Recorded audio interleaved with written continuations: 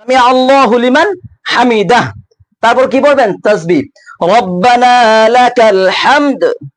তারপর যদি আপনারা সুন্নত নামাজ পড়েন আর যদি নফল নামাজ পড়েন তাহলে কিন্তু একটা তাসবিহ দেওয়া রয়েছে। কি তাসবিহটা?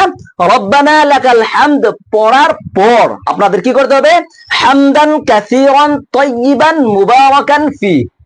ভালো করে মনে রাখবেন, যদি আপনারা সুন্নত নামাজ আর যদি নফল নামাজ পড়েন তাহলেই কিন্তু এই দোয়াটা পড়তে হবে, আর আপনারা যদি ফরজ নামাজ পড়েন তাহলে কিন্তু দোয়াটা পড়তে হবে না। এটা সবচেয়ে সহজ, 4টে দেওয়া রয়েছে, তো এটা সবচেয়ে সহজ, তো এটাই বলবেন রব্বানা লাকাল হামদ হামদান কাসীরান তাইয়িবান মুবারাকান ফি। এরকম করে বলার পর আপনারা কি করবেন? সুন্দর করে ভালো করে রুকুতে যেতে হবে, কিন্তু আপনাদের নজরটা কিন্তু ওইখানে থাকতে হবে, সিজদার মাঝে থাকতে হবে। আমি যে আপনাদের বুঝিয়ে দিচ্ছি সেটা বুঝিয়ে দেওয়ার জন্য, আপনারা কিন্তু এরকম করে পড়বেন না।